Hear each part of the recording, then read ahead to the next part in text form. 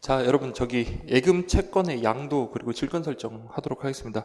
자, 예금 채권의 양도와 질권 설정도 여러분들 이번에 2020년에 그 예금 파트에 새롭게 들어온 내용이거든요. 그래서 이것도 원래 내용 자체는 조금 어려운 편입니다. 그러니까 개념 자체를 잡기가 조금 어렵긴 한데 그래도 지금 이제 마무리 특강 단계에서 뭐 개념을 설명하기는 그렇고요. 그래서 여러분들 공부해왔던 대로 그냥 여러분들 그냥 확인하는 그런 작업을 그냥 하시면 될 것 같습니다. 자, 예금 채권의 양도. 자, 채권이라는 거는 자, 원래 자유롭게 양도가 가능한 거예요. 그래서 당연히 예금 채권도 양도성이 인정된다. 그거 원칙 그거 하나 기억하시고요. 원칙적으로 양도성 인정된다. 다만 여러분들 당사자들이 특약에 의해서 양도를 금지하는 특약을 맺을 수 있다. 이렇게 보시면 되겠고요. 그래서 양도 금지 특약. 그래서 보세요. 예금 거래 기본 약관은 거래처가 예금을 양도하려면 사전에 은행에 통지하고 동의를 받아야 한다. 다만 법령으로 금지된 경우는 양도할 수 없다. 그래서 법령으로 금지된 것들 있죠. 뭐 기초 수급권자라든지 그런 어떤 사회적 약자를 보호할 만한 그런 예금 같은 경우는 법령으로 그 양도라든지 질권 설정이라든지 압류라든지 그런 것들이 금지가 되어 있습니다. 그래서 이제 양도를 하려면 뭐 해야 한다고요? 자, 우리 예금주가 금융기관에 통지하고 그리고 동의를 얻어야 된다. 그렇게 보시면 되겠습니다. 자, 막 급하게 하느라고 칠판도 안 지우고 시작을 했는데 그냥 하겠습니다. 자, 여러분들 양도금지 특약의 효력 보세요. 그러면 여러분들 양도금지 특약이 있음에도 불구하고 양도를 하면요, 그러면 그 양도 계약은 무효가 된다라는 거, 그거 하나 기억을 하시기 바랍니다.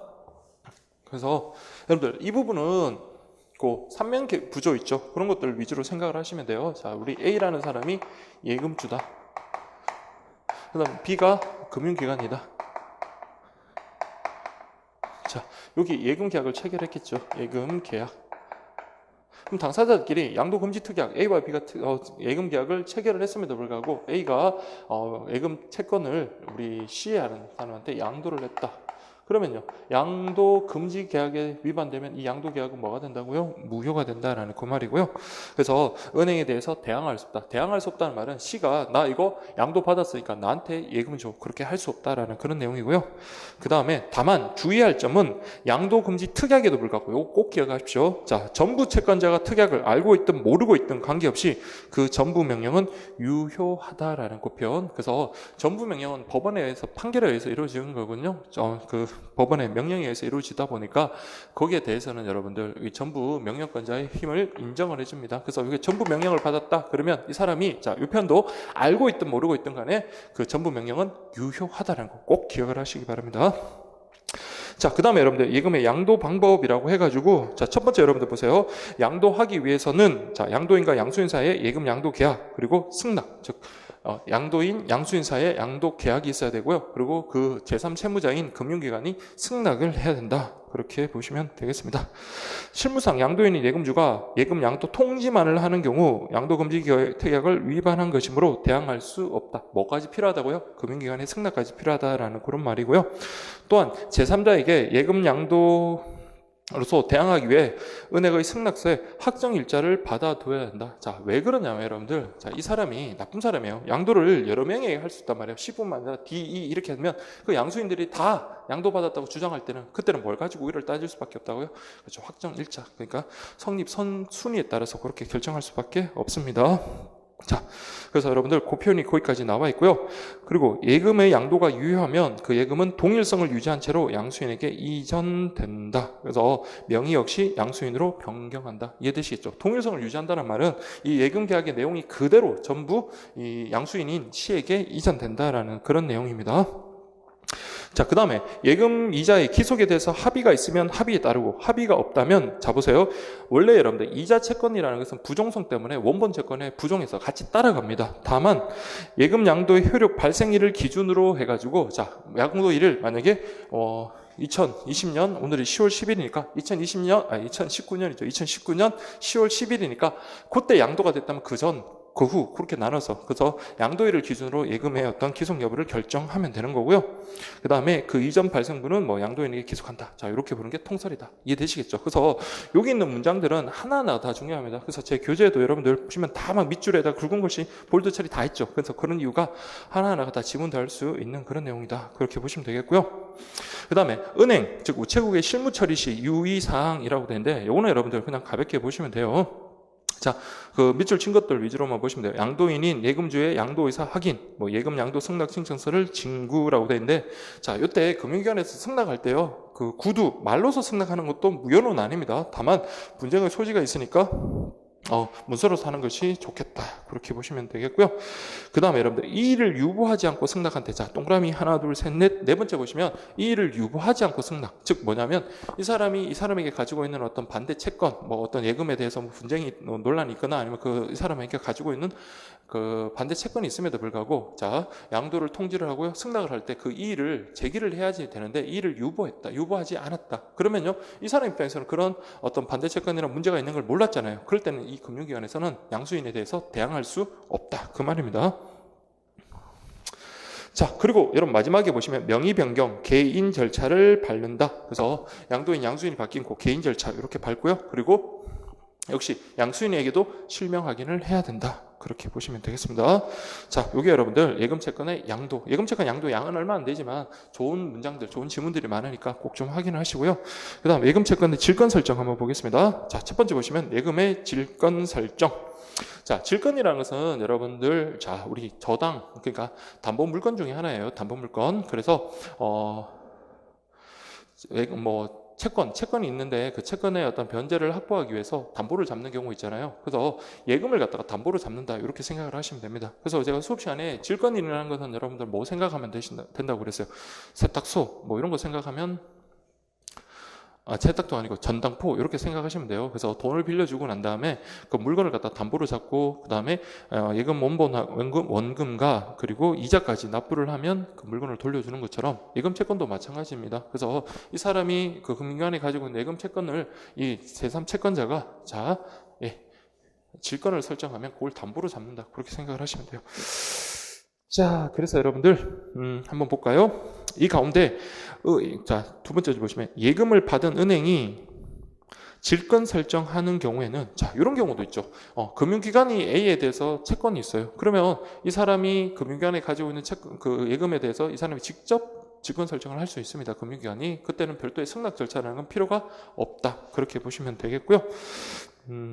그 다음 제3자가 질권 설정하는 경우, 그렇죠, 이때 제3자가 질권 설정을 하는 경우 당연히 금융기관의 승낙이 필요로 한다, 이렇게 보시면 되겠습니다.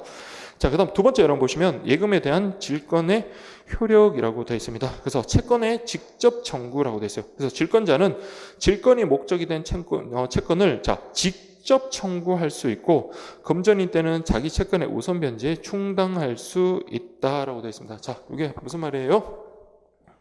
자, 여러분들, 이 사람이 질권자입니다. 질권자.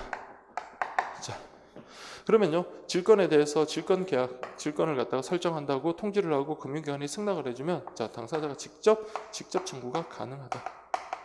채권에 대해서 직접 만족을 얻을 수 있다, 이 말입니다. 그렇지만 조건이 있죠. 그래서 예금 채권의 변제기도 도래하고 이 피담보 채권의 변제기도 도래하고, 그러니까 두 변제기가 모두 도래해야 되는 경우입니다. 그래서 자, 먼저 첫 번째, 질권자가 제3 채무자의 어떤 그 제3 채무자가 금융기관이에요. 금융기관에 그 채무자가 가지고 있던 그 예금 채권을 직접 청구해서 변제를 받으려면요, 예금 채권의 변제기도 도래해야 되고 피담보 채권의 변제기도 도래해야 된다, 그렇게 보시면 되겠고요.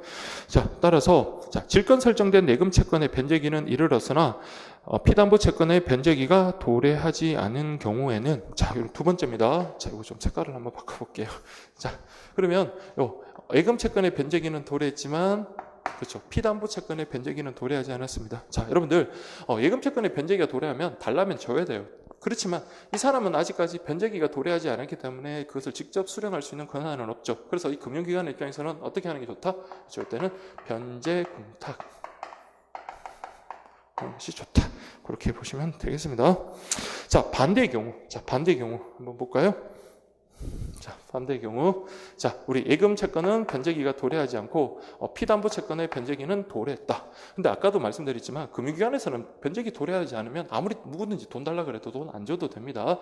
자, 근데 이 사람은 이것을 예금주에게는 달라고 할 수 있는 그 청구권은 발생했죠. 그렇지만 금융기관에서 아직 변제기가 도래 안 했으니까 안 준단 말이에요. 그러면 어떨 수밖에 없다? 그렇죠, 기다려야죠. 그래서 변제기가 도래할 때까지 기다릴 수밖에 없다, 이렇게 보시면 돼요. 세 가지 딱 정리되셨죠? 그래서 첫 번째 두 개의 변제기가 모두 도래할 때는 질권자가 직접 청구해서 채권의 만족을 얻을 수가 있고요. 그 다음에 예금 채권의 변제기는 도래했지만 피담보 채권의 변제기가 도래하지 않은 경우는 금융기관으로서는 변제 공탁할 수밖에 없다.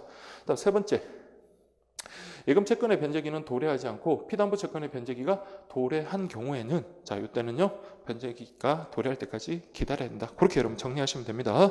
그 다음에 이자, 여러분들 질권을 설정하면 당연히 그 원금뿐만 아니라 이자에도 그 효력이 미친다. 그 표현도 좀 기억을 하시고요. 그 다음에 보시면 질권 설정된 예금을 기한 갱신하는 경우, 자, 기한 갱신이라는 것은 내용은 똑같아요. 다만 기한, 만기만 연장했다. 그러면 채권의 어떤 동일성은 유지가 되죠. 그렇기 때문에 그 기한 갱신되더라도 그 예금 채권의 질권의 효력은 그대로 미친다. 자, 그렇게 여러분들 기억을 하시면 되겠고요. 근데 이번에는 다른 종목의 예금으로 바꿨다. 그러면요. 자, A가 B에 원래 체결했던 예금하고 다른 종목으로 예금을 바뀌었다 그러면 동일성이 인정되지 않거든요. 동일성이 인정되지 않으면 그 질권은 그 새로 바뀐 변경된 어떤 상품에 영향을 미치지 못합니다. 자, 그렇게 보시면 됩니다. 다만 보세요. 예금 종목 바꾼 것으로 질권자에게는 대항할 수 없고 그 다음에 질권의 지급금지 효력에 위반한 것이므로 손해배상 책임을 질 수 있을 것이다. 자, 이게 무슨 말이냐면, 자, 만약에 이 예금 계약이 A라는 예금 계약이었는데, 자, 우리 기한 갱신했을 때는 당연히 그 기한 갱신된 새로운 어떤 예금 채권에 대해서도 질권의 효력은 미치는 겁니다. 그렇지만 종목을 바꾸거나 이런 식으로 해서 동일성이 상실돼 버리면요, 질권의 효력은 바뀐 뭐 B라고 할게요. B 다시 여기에는 효력을 미치지 않습니다. 다만 우리 아까 질권 설정이라는 거는요, 당사자의 어떤 질권 설정에 대한 통지뿐만 아니라 누가 금융기관에 승낙을 해줬을 거 아니에요. 근데 승낙을 해줬음에도 불구하고 그 예금 채권을 다른 종목으로 변경한다는 것은 이 사람이 알고서, 금융기관이 알고서 이 질권자의 어떤 그 손해의 어떤 가능성을 제기했기 때문에 이때는요 손해배상 책임을 진다라는 그 말입니다. 그래서 손해배상 책임을 질 수 있을 것이다. 자, 이렇게 보시면 돼요. 다음 세 번째 보시면 질권 설정된 예금의 지급이라고 되어 있습니다. 그래서 질권은 지급 금지의 효력이 있기 때문에, 자, 질권자로부터 질권 해지 통지를 받았다면 그때는 직접 청구할 수 있습니다. 자, 이게 무슨 말이냐면 예금자고 얘네들 사이에 그 채권이 있었는데 그걸 예금주가 변제를 했어요. 그러면 얘는 이제 더 이상 질권 행사할 이유가 없는 거죠. 그때는 금융기관이 직접 예금주에게 그 예금 채권을 직접 그 변제할 수 있다라는 겁니다.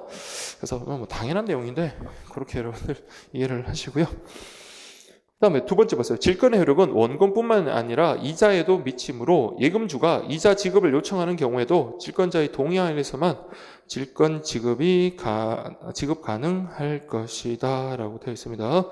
그래서 이 경우에는 자, 내가 변제를 다 받았습니다 라고 이렇게 통고를 해주면 그때는 뭐 이자도 원금뿐만 아니라 이자도 당연히 예금주에게 지급할 수 있다. 그렇게 보시고요. 그리고 그 앞에 여러분들 질권은 지급 금지 효력이 있으므로, 자, 여러분들 질권 설정한 이유가 뭡니까? 이 예금주가 이 금융기관의 예금을 찾아가지 못하도록 하는 게 기본적인 거잖아요. 그래서 이 예금 채권을 담보로 해서 자신의 어떤 피담보 채권을 보호하기 위한 거기 때문에 함부로 예금주에게 지급을 못해요. 그렇지만 질권자가 나 돈 받았으니까 그 질권 해지할게요. 아니면 이 사람한테 직접 주세요. 이렇게 한다면 당연히 금융기관에서는 예금주에게 그 예금 채권에 대한 어떤 그 변제를 할 수 있는 거겠죠. 자, 그 다음에 질권자에 대한 지급이라고 되어 있어요. 그래서 보시면 질권 설정된 예금과 피담보 채권의 변제기가 도래하면 질권자의 직접 청구가 있다면 제3채무자인, 자, 우리 금융기관에서는요 예금주에게 질권자에 대한 지급에 이의가 있는지 여부를 조회하고 승낙 문헌을 기재한 뭐 등등 이런 것들을 쭉 진구한 후 그냥 지급하면 된다. 그래서 결론은 뭐라고요? 자, 여기도 변제기가 도래하고 여기도 변제기가 도래하면요 질권자가 직접 청구하고요. 그다음 금융기관에서는 확인을 한 다음에 우리 질권자에게 예금 채권을 지급할 수 있다. 그래서 이렇게 각각 구분해서 여러분들 좀 정리하시면 되겠습니다. 자, 그다음에 실무상 유의사항이라고 보시면 피담보 채권의 변제기가 예금의 변제기보다 먼저 도래한 경우라고 되어 있네요. 그래서 피담보 채권, 그래서 여기 초록색이죠. 이게 피담보 채권의 변제기는 도래하고, 자, 연두색이네요. 피담보 채권의 변제기는 도래하고 예금 채권의 변제기가 도래하지 않은 경우 한번 보세요. 먼저 도래한 경우라면 예금주를 위해서 그 예금을 새로 갱신하는 경우가 있다. 이때 주의할 것은 같은 종류의 예금으로 갱신하여 다른 종목으로 예금으로는 해서는 안 된다. 아까 뵀었죠. 동일성을 유지시켜야 되기 때문에 그렇다라는 거 그렇게 보시고요. 다음 두 번째, 예금의 변제기보다 피담보 채권의 변제기가 먼저 도래한 경우. 자, 이 경우는 도래했지만 예금 채권은 도래하지 않은 경우. 이 경우는 결론은 뭐라고 했어요? 자, 예금 채권의 변제기가 도래하지 않으면 언제라도 청구할 수 없어요. 그때는 기다려야 됩니다. 자, 근데 기다리는 게 아니라 질권자가 보세요. 피담보 채권의 변제기가 이후에 이르렀음을 이유로 변제기가 이제 이때 모두 이르렀습니다. 그때는 예금을 중도 해지하여 지급을 청구하는 경우가 있다라고 됐네요. 요 경우는 죄송합니다. 요 예금 채권의 변제기가 아직 도래하지는 않았고요. 요 변제기가 도래했음을 이유로 아직 변제기 기간이 남았죠. 그때 중도 해지할 때, 자, 여러분 중도 해지의 권한은 누구한테 있습니까? 당연히 예금주에게 있습니다. 그래서 우리 계약 당사자가 질권자는 계약 당사자가 아니기 때문에 중도 해지권은 없다. 근데 다만 뭐 예금주가 동의한다면 가능할 수 있겠죠. 그래서 뭐 내용은 복잡하게 썼지만 그렇게 어려운 내용은 아닙니다. 자, 그래서 양도, 그 다음에 질권, 그 다음 마지막으로 이제 볼게요. 우리가 압류입니다. 그래서 압류와 관련해서는 여러분들 그냥 쉽게 생각하시면 돼요. 그래서 자, 우리 다시 한번 정리 한번 내려볼게요.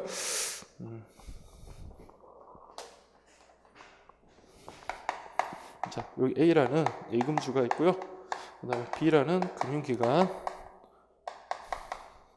자, 요 사람에 대해서 채권자, 뭐 국가일 수도 있죠. 이 사람이 세금을 납부하지 않고 뭐 그렇게 된 경우에 뭐 C, 요 채권자라고 할 게 있습니다. 채권자. 그래서 여러분들 이런 구조에서는 채권자, 채무자, 제3채무자 그렇게 보시면 돼요.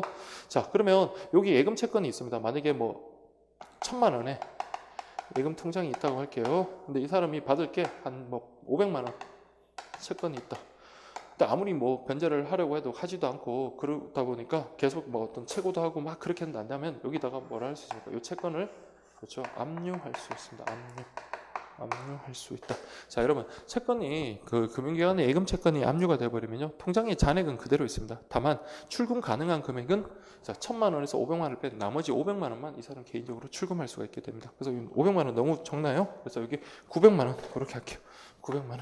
그러면 100만 원만 출금할 수 있다. 그렇게 이해를 하시면 됩니다. 그래서 통장 잔액은 1,000만 원이지만 압류된 금액은 출금할 수가 없어요. 그래서 지급 금지가 됩니다. 자, 그래서 여러분들 그 압류, 뭐 실무 절차, 처리 절차, 그거는 뭐 그냥 가볍게 보시면 될 것 같고, 압류 명령의 접수, 압류의 효력 발생 시기라고 되어 있는데요. 그래서 여러분들 압류 명령이 도달했을 때, 우리 뭐 본점이나 아니면 해당 지점일 때, 자 이런 본점에 도달하면 본점에 도달한 시기가 바로 됩니다. 그래서 그 결정문이 제3채무자인 은행에 송달될 때이다. 자, 이거 하나 기억하시고, 만약에 본점에 도착했다. 그게 지점에 이첩될 때인가? 그건 아니라는 거예요. 그래서 본점에 접수되면 그때 압류 효력이 발생한다. 이거 두 번째 기억을 하시고요. 그러니까 영업 본점에서는요 해당 지점에 빨리 알려줘야 되겠죠. 그래야지 이 예금을 지급하지 않게 될 겁니다. 그 다음에 두 번째 보시면 접수 시각의 기록 및 송달 보고서에 기재된 시각의 확인이라고 되어 있네요. 그래서 시각 나중에 압류가 여러 군데서 또 하면 그 날짜, 일자, 시간 등에 따라서 여러분들 그 우선순위를 결정해야 되기 때문에 그걸 반드시 확인해라 그 말이고요. 다음 세 번째 예금 중에 대한 통지가 필요하다라고 되어 있네요. 필요한가요? 자, 여러분들 당연히 여기 너 통장에 대해서 뭐 C라는 사람이 너의 통장에 대해서 압류했다라고 그렇게 되어 있습니다.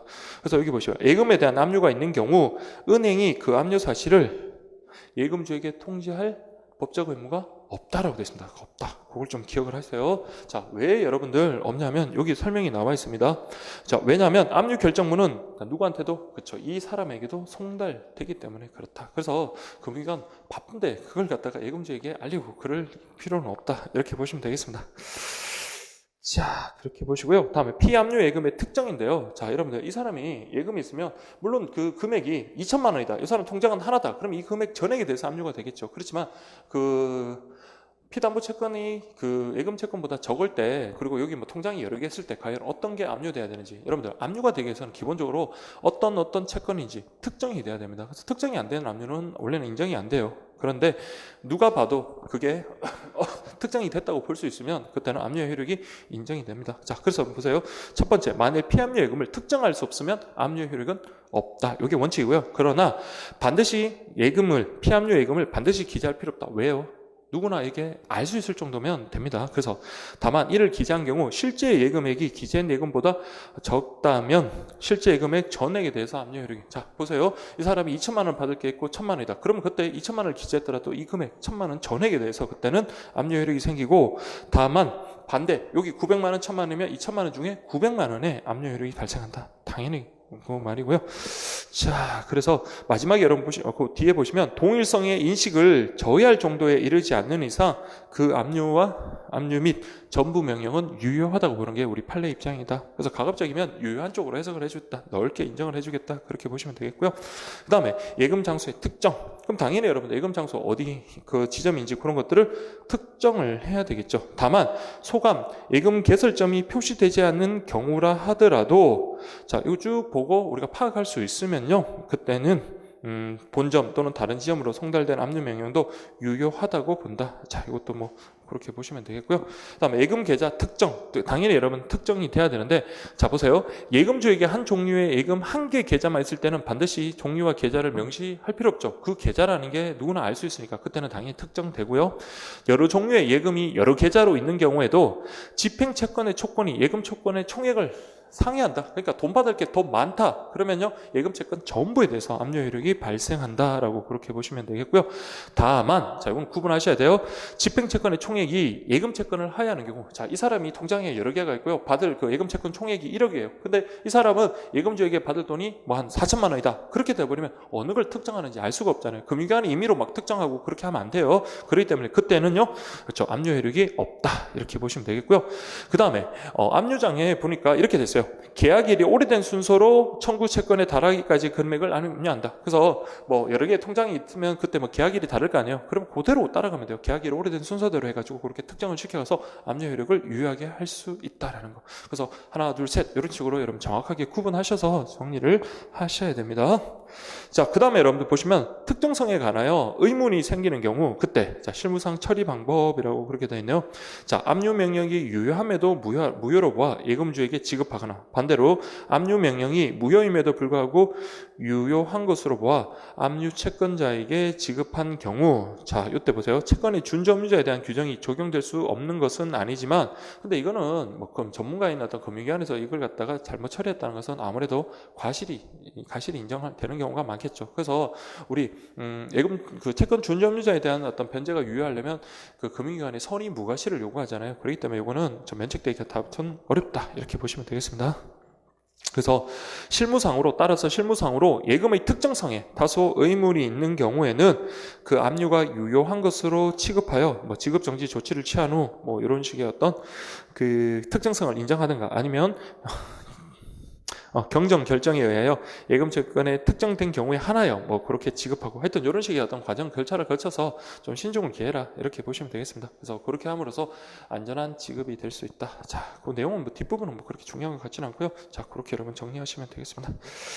자, 그 다음에 여러분들 압류된 예금의 지급이라고 되어 있네요. 자, 보시면 예금 채권의 압류만으로는 압류 채권자의 집행 채권에 만족을 줄 수 없으므로, 즉 무슨 말이냐면 겨우 압류했다. 압류라는 것은 지급 금지라는 효력만 있거든요. 근데 압류한 것만으로 채권자에게 만족을 줄 수는 없겠죠. 그래서 압류에다가 우리 뭐 전부 명령이라든지 주식 명령이라든지 이런 것들을 같이 부과하는 경우가 많습니다. 그래야지 채권을 회수할 수가 있는 거잖아요.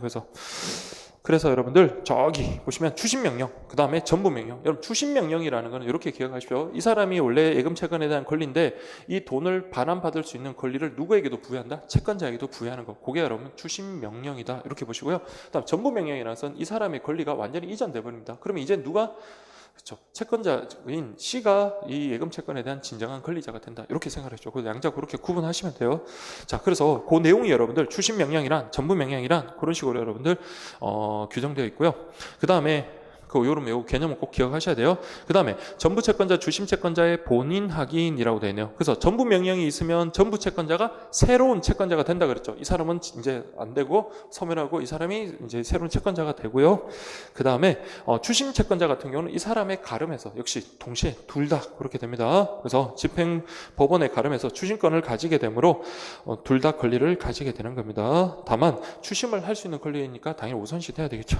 자, 그 다음에 여러분들 예금에 대한 체납 압류. 그래서 체납 처분의 압류. 그래서 말 그대로 국가에서 세금을 안 냈어요. 그래서 세금 안 내면 여기다가 체납 압류를 해버리거든요. 그래서 그런 경우 그렇게 보시면 됩니다. 그래서 여러분들 그 절차와 효력 같은 거 볼 때도 효력 발생 시기는 압류 통지가 은행에 송달된 때고요. 그 다음에 체납 처분 압류는 압류 목적 채권의 지급 금지, 처분 금지, 추심권의 효력까지 있으므로 민사 집행법상의 압류, 추심 명령을 합한 것과 같다. 이거는 그냥 가볍게 보시면 됩니다. 자, 여기서 여러분 중요한 게 체납 처분 압류, 민사 집행법상의 간제 집행의 경합 등등 해서 이렇게 쭉 나와 있는 거 있죠. 자, 그걸 여러분들 우리 프린트물 보시면 제 교재는 정리가 되어 있는 건데 제 교재를 안 보시는 분들은 자, 여기 그 프린트물 여러분 보시면 체납 처분 압류와 민사 집행법상 강제 집행의 경합이라고 되어 있죠. 그래서 첫 번째 여러분 보세요. 체납 처분 압류하고 과압류가 붙었을 때 그때는 자, 언제나 체납 처분 압류가 우선합니다. 그래서 여러분 웬만하면 세금이 우선해요. 그래서 체납 처분 압류가 우선. 다음 두 번째, 체납 처분 압류와 추심 명령. 이때도 체납 처분 압류가 우선한다. 그래서 항상 우선하기 때문에 성립 순서와는 상관이 없습니다. 그러나 자, 체납 처분 압류하고 자, 전부 명령 같은 경우는 이건 둘 다 우선하는 게 없어요. 그래서 이거는 서로의 성립 선후에 따라서 그렇게 결정이 되더라. 그렇게 해서 정리된 게 있으니까 그거 내용 여러분들 우리 확인하시면 되겠죠. 그래서 그것만 정확하게 기억하시면. 그래서 여기까지가 여러분들 그 우리 뭐 양도, 압류, 질권 설정 뭐 그런 것들 다 본 겁니다. 그래서 여기까지가 우리 이번에 새로 들어온 내용이니까 그렇게 꼭 확인하시고요. 그 다음에 여러분 전자금융과 관련해서는 그 부분만 좀 보세요. 저기 우리 프린트물에도 정리된 것만 나와 있네요. 그래서 접근 매체 관련해 가지고 전자식 카드형 접근 매체. 그래서 뭐 신용카드, 직불카드, 전자화폐 같은 이런 전자식 카드형 접근 매체. 자, 접근 매체라는 게 뭐예요? 이 사람이 진정한 어떤 권리자임을 인식시켜주는 하나의 수단 되는 그런 것들이잖아요. 그 다음에 정보형 접근 매체. 뭐 우리 아이디, 패스워드, 비밀번호, 뭐 공인인증서 또는 뭐 생체 인식, 생체 정보 뭐 그런 것들 그렇게 양자가 다 구분하시고 자, 그래서 요거까지 연결하세요. 전자식 카드형 접근 매체는 상대방에게 자금을 지급하는 효력을 발생시키는 지급 수단으로서의 기능을 하고 그 다음에 정보형 접근 매체 같은 경우는 자, 고객 확인을 위한 어떤 보안 수단으로서 활용을 한다, 사용된다. 이해되시겠죠? 그래서 그 관련되는 것들 여러분들 살포시 이렇게 섞이면 안 돼요. 그래서 전자식 카드이니까 카드 생각하시고요. 그래서 카드가 있으면 이 사람에게 지급해도 되겠다라는 것 하나의 지급 수단으로서의 기능을 하는 거고 반면에 정보를 제공하는 거다라고 한다면요, 패스워드, 아이디, 뭐 생체 정보라든지 그런 것들은 이 사람이 진정한 권리자인지 그런 것들 고객 확인을 위한 수단으로 작용된다는 거. 그거 여러분들 정리하시면 됩니다. 그래서 이게 요 전자금융파 때 새롭게 들어온 내용이니까 그렇게 확인하시고요. 그 다음에 여러분들 뭐 전자금융의 특징은 기존에 있던 내용이니까 그렇게 보시고 그 다음에 전자금융의 발전 과정이 있죠. 그래서 일단 내용을 갖다가 뭐 가볍게 보시는 건 좋은데 그 1단계부터 5단계까지 자, 우리 제가 뭐 문제도 한 2번 냈던 것 같아요. 그래서 1단계 PC 기반 금융 업무 자동화, 제2단계 네트워크 기반 금융전산 공동화. 한번 상식적으로 생각해보죠. PC 그거 관련해서 그 해당 지점에서만 이렇게 연결이 되다가 이제 그 네트워크 그 관련해가지고 금융전산 뭐 공동망화. 세 번째가 이제 인터넷 기반으로 되면서 이제 넓게 다양화되겠죠. 그다음 4단계는 이제 인터넷에서 인터넷을 넘어서서 모바일까지 가고요. 그다음 오늘날은 뭐 신기술, 그래서 IT 같은 이런 것들이 융합화됐다. 그래서 순서 여러분들 기억을 하시면 돼요. 그래서 1단계 PC 기반, 2단계 금융 공동 정산망, 그렇게 네트워크의 공동망화, 세 번째가 인터넷, 네 번째가 모바일, 다섯 번째가 신기술, 이런 식으로 단계별로 순서는 좀 기억을 해 주시기 바랍니다. 자, 그 다음에 여러분들 뭐 생체인식 그 관련해서 접촉식 그러면 여러분 손가락과 관계된다 그랬죠. 그 손가락 지문이라든지 그 다음에 지문이라든지 손가락 정맥 이런 걸 말하고요. 그다음 비접촉식이라서 홍채, 그 다음에 손바닥 정맥 뭐 그런 것들 한번 보시면 되고, 자 그리고 이런 무매체 거래, 무매체 거래라는 것은요, 그렇죠. 우리 뭐 예금을 지급받거나 뭐 그런 거 할 때는 뭐 통장이라든지 아니면 카드 같은 그런 게 필요한데 무매체 거래는 그런 게 필요가 없습니다. 그래서 편하죠. 그렇지만 문제는 뭐냐면 여러분 보안에 취약할 수 있어요. 다른 사람이 그런 정보, 무매체 거래의 정보를 안다면 우리가 통장이라든지 카드가 없으면 우리가 뭐 분실했다는 걸 쉽게 알 수 있겠지만 그런 경우는 그게 도용된 조차 모를 수도 있습니다. 그래서 무매체 거래. 자, 무매체 거래 그 특징과 관련해서는 여러분들 다른 은행의 CD, ATM에는 이용할 수 없다라는 거 그걸 꼭 기억을 해 주시고요. 자, 그렇게 여러분들 확인을 해 주시면 되겠습니다. 자, 그 다음에 여러분들 뭐 관련되는 내용들을 그냥 쭉 확인을 하시고요. 그동안 우리 많이 했던 내용입니다. 자, 그런데 거기 보시면 텔레뱅킹과 관련해서 자, 1년 이상, 자, 최종 거래일로부터 1년 이상 거래 실적이 없다. 그러면요, 뭐 다시 발급받거나 그럴 필요 없이 대신 직접 그 창구를 방문해가지고 그것을 좀 풀어달라. 그렇게 해야 되는 겁니다. 자, 그렇게 보시고, 그 다음 인터넷 뱅킹 서비스와 관련해서 자, 이번에 여러분들 새로 들어온 표 있죠? 그러니까 여러분 이거는 뭐 어렵진 않을 겁니다. 다만 통신료 부담 한번 보세요. 자, 인터넷 뱅킹은 고객, 그 다음에 모바일 뱅킹도 우리가 다 부담을 합니다. 그렇지만 CD, ATM기는요, 금융기관이 당연히 부담을 하죠. 근데 텔레뱅킹만 잘 기억하시면 됩니다. 텔레뱅킹 우리가 전화를 할 때는 역시 요거는 고객이 부담하는 게 아니라 금융기관이 부담을 한다. 즉 수신자 부담으로 그렇게 이해를 하시면 되겠습니다.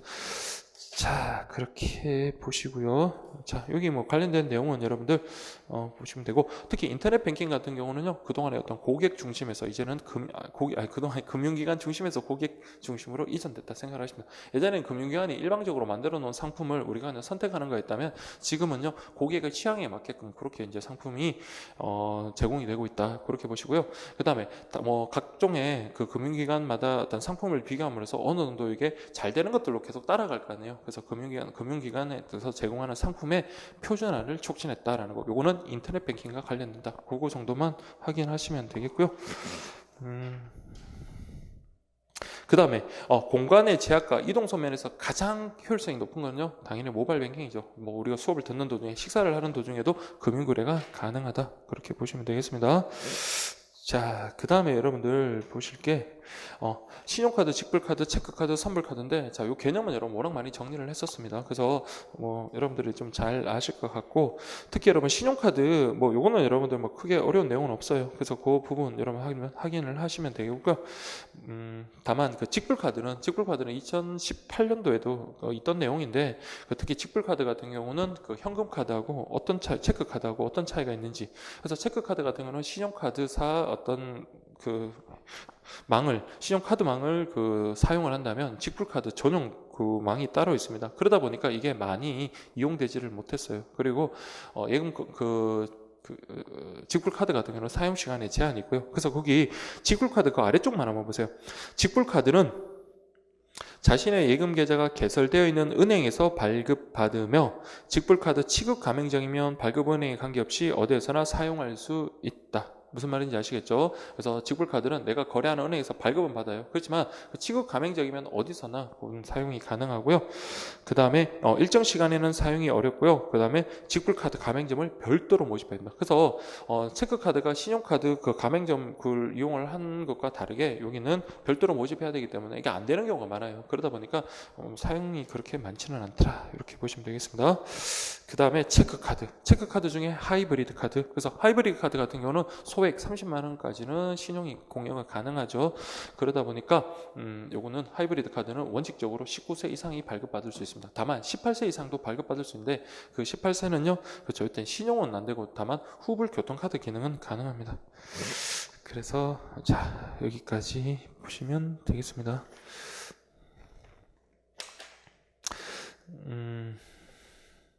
그 다음에 여러분들 그 하이브리드 체크카드고 사용 아시죠? 그래서 결제 잔액이 제가 20만 원이에요. 그런데 물품의 대금액 값이 25만 원이다. 그러면 하이브리드 카드에서 잔액이 20만 원이 나가고 5만 원만큼 신용이 되는가? 그건 아니고 일단 25만 원 전액이 신용 결제가 돼버린다라는 거, 그거 하나 또 체크를 해 두시고요.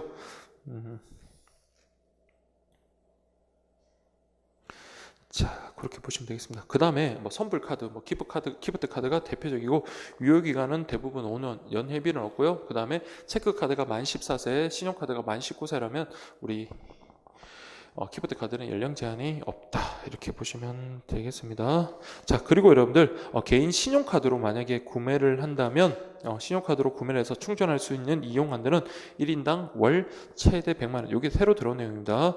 그리고 신용카드사를 통해 연령에 제한 없이 발급받을 수 있다라고 되어 있습니다. 그래서 우리가 물품 구매하는 가능해요. 그래서 선불카드 같은 경우는 물품 카드 뭐 그런 기능이 있고요. 그 다음에 기명식, 무기명식. 자, 기명식이라는 것은 그 특정인만이 그 카드를 사용할 수 있는 거고, 무기명식이라는 것은 그런 게 아니죠. 누구나 사용할 수 있습니다. 선불 카드를 점유하고 있는 사람, 소지하고 있는 사람이면 누구나 사용할 수 있기 때문에 기명식 선불 카드 같은 경우는 그 명의는 이제 반드시 확인을 해야 되겠고요. 그 다음에 선불 카드와 관련해서 여러분들, 자, 보세요. 과거에는 이렇게 했죠. 우리 선불 카드는, 자, 무기명식 같은 경우는 50만 원. 그래서 무기명식 같은 경우는 무기명식이었나요? 그래서 5, 4, 200. 그래서 200만 원까지 기명식은 충전이 된다는데 이번에 새로 바뀌었어요. 그래서 기명식 같은 경우는 최대 500만 원까지 그렇게 충전이 할 수 있다라는 거, 그렇게 보시면 되겠습니다. 그래서 제일 마지막에 보시면 우리 관련 법령에서는 충전 금액 한도를 최고 50만 원, 그러나 기명식은요 최고 500만 원, 그렇게 여러분 구분하시면 되겠습니다. 자, 그렇게 보시고요. 그 다음에 우체국 금융 일반 해가지고, 요거는 우리 지난 시간에 우체국 금융 상품 그리고 체크카드 상품 해서 그렇게 공부를 했었습니다. 자, 그렇게 해서 확인을 하시면 되고요. 그 다음에 저기 여러분들 7장 있죠. 7장에 보시면 그 체크카드 뭐 관련해서 효력 발생, 상실, 요거는 수업 시간에 말씀드렸습니다. 그래서 효력이 언제 발생한다고요? 자, 일반적으로 우리가 금융기관 창구에서 발급받으면 바로 교부받는 즉시 효력이 발생하지만, 우리가 뭐 킥 서비스나 그런 걸 통해서 받으면 별도의 등록을 할 때 효력이 발생하고, 자, 효력 상실은요, 유효기간 만료의 경우에는 유효기간 만료하면 별도의 통지가 없더라도 그 카드의 효력은 상실합니다. 그렇지만 다른 경우 있죠. 뭐 사망하거나 뭐 이런 경우에는 별도로 통지를 해줘야지, 금융기관에서 처리를 해줘야지 효력이 상실되겠죠. 당연한 말입니다. 자, 그렇게 여러분들 보시면 되겠습니다. 자, 갑자기 뭐 체크카드 하니까 또 우리 영어를 복지카드 기능할 때 그런 것도 있죠. 영어 포기하면 복지가 온다, 뭐 이런 식으로 해서 체크카드 받던 거 우리 지난 시간에 했던 거 여러분들 좀 기억을 하시고요. 그 다음에 뭐 펀드 상품 해서 그 우체국도 펀드 사죠. 펀드를 갖다가 판매를 하는데, 거기 보세요. 우체국 펀드 상품은 가입 해지 시 한꺼번에 떼어가는 선후치 판매 수수료는 없지만, 그러니까 보수 지급하는 시형입니다. 시형. 그리고 안정형 위주로 갑니다. 안정형. 그래서 투자형이 아니라 대부분 안정형. 자, 그렇게 해서 그 내용 정도만 확인하시면 되겠습니다.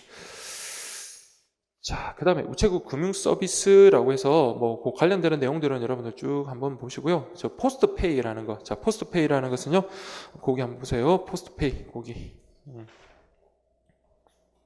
포스트페이는 우체국 특가 상품인 우편, 환, 기반, 경조금, 송금 서비스, 핀테크를 접목시킨, 자, 이 표현이죠. 간편 결제, 간편 송금 서비스. 그렇게 보시면 되겠습니다. 그래서 그 관련되는 내용들, 간편 결제, 간편 송금, 그리고 체크카드 기능, 이런 정도만 좀 확인하시고요. 자, 그 다음에 여러분들, 우체국, 거기 보시면 그 비대면 실명 확인 있죠. 그 부분은 여러분 좀 잘 보셔야 돼요. 그래서 이번에 뭐 다 새로 들어온 내용인데, 그래서 뭐 우리는 창구에서 직접 실명 확인을 하는 게 아니라 그냥 비대면 얼굴을 보지 않고도 실명 확인이 가능합니다. 그래서 여러분들 보세요. 우체국의 비대면 실명 확인 방법은 크게 모바일 내 카메라 촬영 기법을 위한 통해 거래자 본인의 신분증을 촬영한 후 전송하는, 자, 신분증 사본 제출. 자, 이건 실제 해보신 분도 계십니다. 저도 해봤고요. 그래서 카메라로 그 신분증을 갖다 이렇게 쭉 사진 찍어서 이렇게 전송을 하는 그런 방식이 있고요.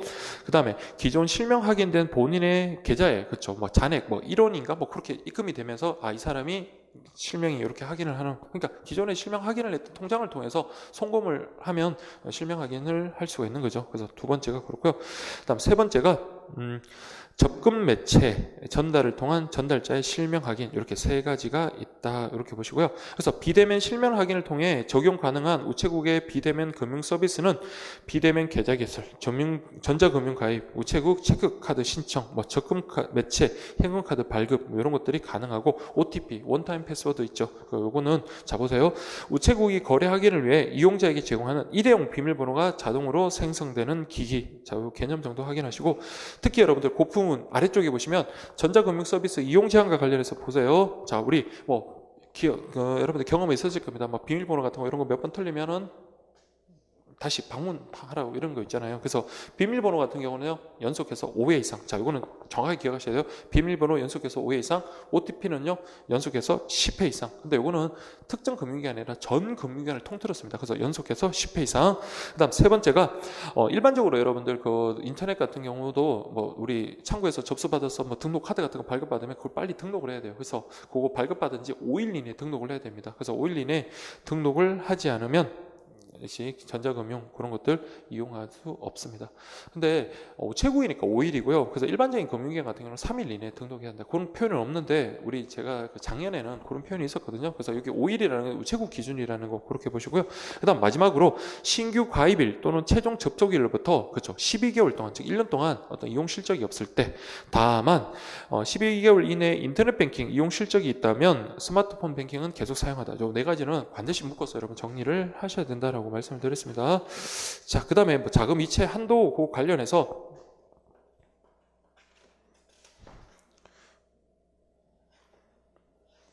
자금 이체 한도 관련해서 그 부분도 여러분 좀 보셔야 하는데 이거 정리된 게 이번에 프린트물에는 있네요. 저기 27페이지. 자, 27페이지 보시면 정리라고 해서 전자금융 거기 보안 매체별, 보안 등급별 자금 이체 한도 된 거 있죠. 그래서 우리 공고된 내용을 갖다가 한 장에 그림으로 표로 여러분 정리한 거 있으니까 그렇게 한번 보세요. 그래서 우리 한번 눈으로 한번 정리 한번 해볼게요. 자, 전자금융 보안 매체별, 즉 보안 등급별 이체 한도. 그러니까 등급이 여러분들 보안 등급이 높으면 높을수록 이체 한도는 높아지겠죠. 그리고 이제 이게 개인이냐 법인이냐에 따라서 그 이체 한도도 달라지게 됩니다. 그래서 법인 같은 경우는 따로 떼내서 그냥 별도로 한번 정리해 볼게요. 자, 법인은 안전 등급. 그래서 법인 같은 경우는 안전 등급만 이용이 가능하고요.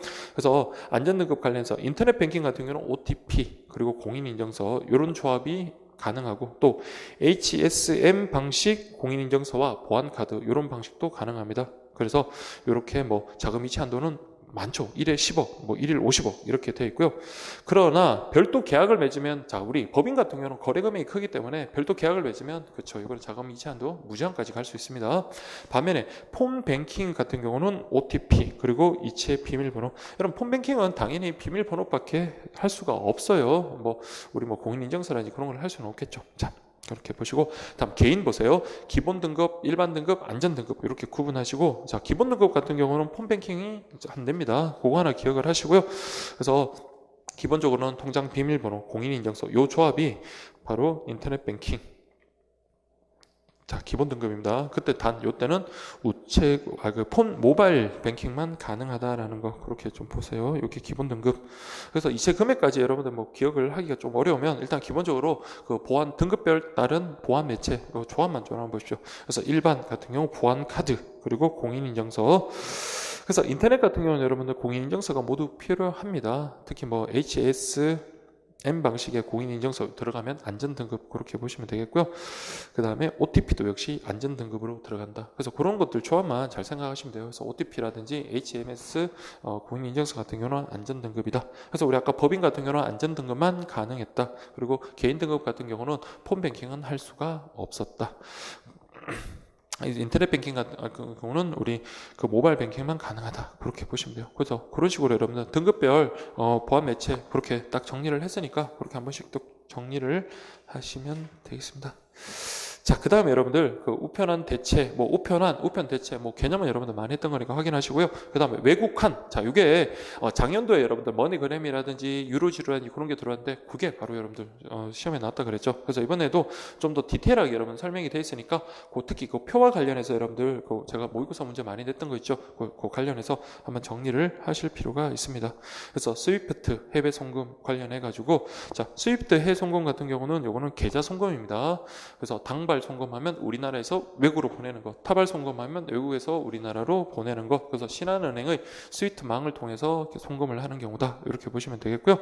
그다음 두 번째가 여러분들 유로지로입니다. 유로지로. 그래서 유로지로 같은 경우는 좀 특이한 게 주소지 송금도 가능하고요. 그리고 계좌 송금도 가능하다라고 보시면 되겠고, 그 가능한 나라 달러 1태야, 그다음 베스트 필 그 했던 거 있죠. 그래서 그거 여러분들 좀 구분을 좀 하시고, 특히 유로지로 같은 경우는 중개 수수료가 없다라는 거 그렇게 보시고요.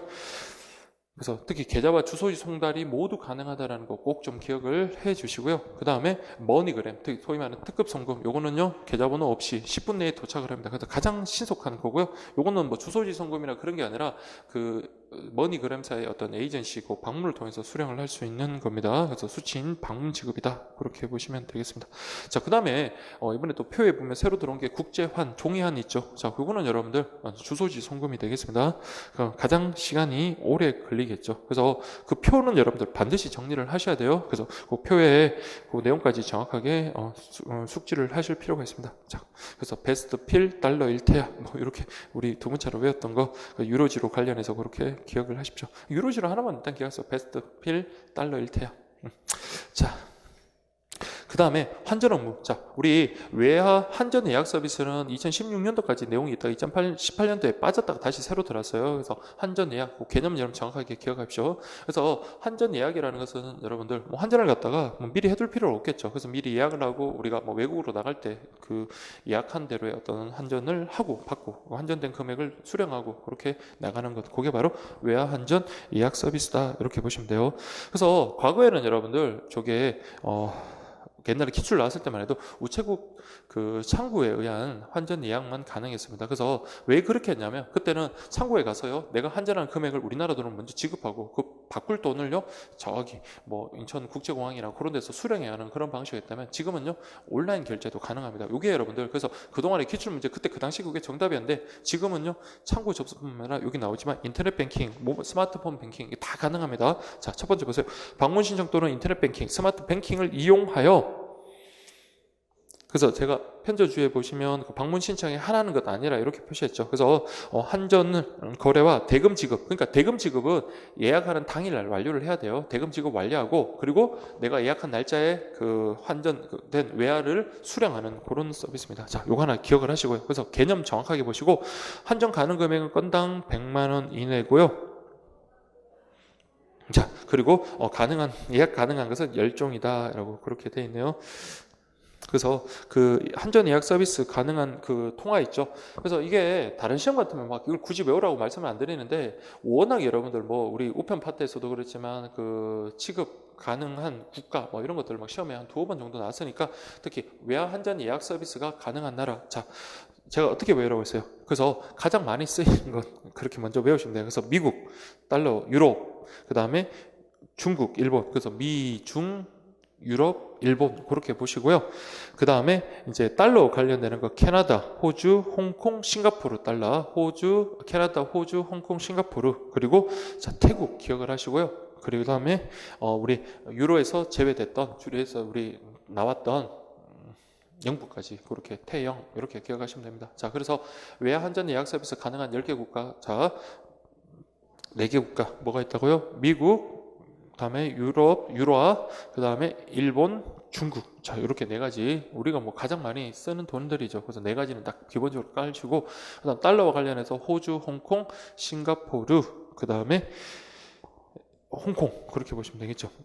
캐나다, 죄송합니다. 캐나다, 호주, 홍콩, 싱가포르 그리고 태국 그리고 우리 유로 EU에서 빠져나온 영국까지 그렇게 10개 국가 그렇게 해서 외화 환전 예약 서비스 그렇게 보시고요.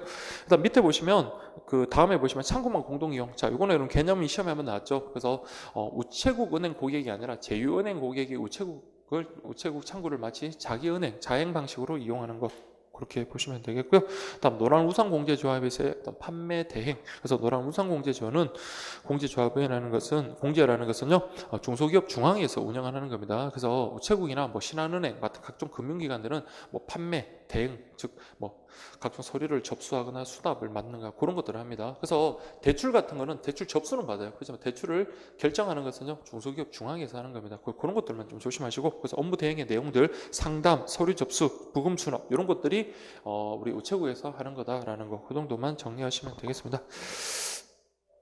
자, 그 다음에 제휴 체크카드하고 제휴 신용카드는 일반 체크카드하고 신용카드 달라요. 그래서 일반 체크카드 같은 경우는 만 14세 이상이지만 제휴 체크카드는 신용카드 회사하고 제휴해서 체크카드를 만드는 거여서 요거는 그 발급 연령이 그 카드사마다 상이합니다. 그래서 그거 좀 구분하시고, 체크카드이기 때문에 기본적으로 여러분들 뭐 연회비가 없고 신용 불량자도 당연히 가입이 가능하고요. 반면에 제휴 신용카드 같은 경우는 만 19세 이상 그리고 신용이 양호한자만이 가입하고 연회비 그리고 연회비 징수를 한다. 자, 그런 내용들 보시면 됩니다. 그래서 체크카드는요 물품 구매는 가능하지만 당연히 신용 공여 기능이 없기 때문에 뭐 할부라든지 그런 것들 안 돼요. 그래서 일시불, 그래서 즉시 그 결제되는 그런 방식이고요. 그 다음에 신용카드 같은 경우는 뭐 현금 서비스라든지 할부 구매라든지 외상 구매 다 가능하겠죠. 자, 그 다음에 증권계좌 개설 대행을 한다라는 거. 그래서 그 증권계좌를 여러분 개설할 때는 온라인 접수는 안 돼요. 그 부분 좀 체크를 했죠. 그래서 전국 우체국 창구에서, 그래서 제가 예전에 뭐 그 증권계좌 개설할 때도 그 금융기관에 직접 방문해서 했던 기억이 납니다. 그래서 전국 우체국 창구에서 여러분들 증권계좌 개설을 할 수 있고요. 뭐 인터넷이라든지 그런 건 안 된다라는 거, 그거 하나 좀 체크를 하시고 관련되는 내용은 그냥 가볍게 보시면 되겠습니다. 자, 이렇게 보시고, 그래서 좀 쉬었다가 여러분들 그 나머지 부분 좀 하도록 하겠습니다.